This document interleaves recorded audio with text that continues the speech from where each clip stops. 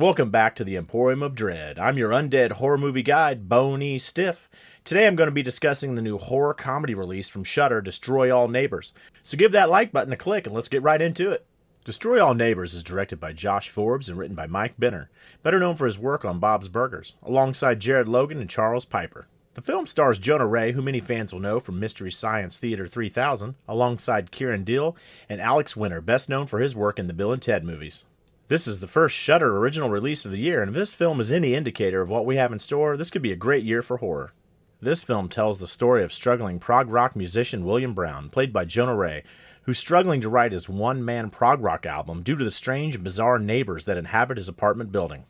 And things take a turn from bad to worse when new neighbor Vlad, played by Alex Winter, moves in next door. After not being able to focus on his work due to Vlad's loud music, William goes to confront Vlad and finds himself in an altercation that leads to Vlad accidentally being killed.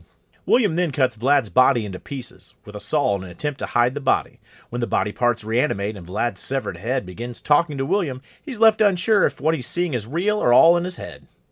The two then go on a crazy blood-filled adventure that sees William carrying out a spree of serial manslaughters along the way as he tries to fight his own inner demons and finally finish that prog rock album.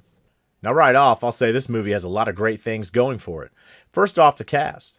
Jonah Ray, who many of you will know from the Mystery Science Theater 3000, plays our main character William Brown, and he's great in this one. The type of humor this film is going for matches perfectly with the performance that Jonah gives. We also have great performances from Randy Heller, who plays William's wacky apartment building manager. You also get a fun performance from Thomas Lennon, who plays William's boss Scott.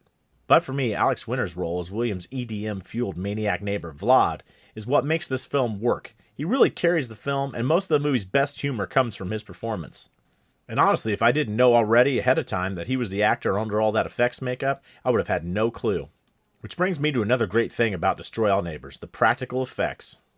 This film is filled with great practical horror effects. The blood and gore are top-notch, and it goes perfectly with the humor. And lastly, the score on this film is amazing. It gives that prog rock sound that the movie is all about. And now for what I didn't like so much. A lot of the movie's humor, if not all, is centered around prog rock. So if you're someone who isn't familiar or has zero interest in that style of music, I feel like a lot of the humor will go right over your head. And the film is a bit on the wacky side and doesn't ever take itself too seriously. So if you're looking for more of a dark and gritty horror, this one's definitely not for you.